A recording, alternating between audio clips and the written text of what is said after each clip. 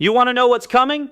Read Revelation. Not the Left Behind fantasy. Not the movies. The actual book. Revelation 21, 7 through 8. The one who overcomes will inherit all this. But the cowardly, the unbelieving, the vile, their place will be in the fiery lake of burning sulfur. Did you catch that?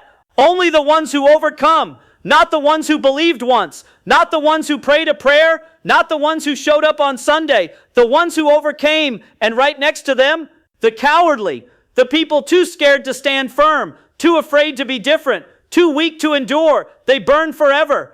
Read Revelation and see what the saints will suffer. See the blood. See the cost. See what it takes to stand when the whole world demands you bow. Then look in the mirror. Are you an overcomer? Or are you a coward dressed in church clothes? Because that book ends with Jesus saying, I am coming soon. And when you finally understand what's required, you'll stop asking for comfort and start begging him to come. Revelation 22:20. Amen. Come, Lord Jesus. That prayer will become your desperation.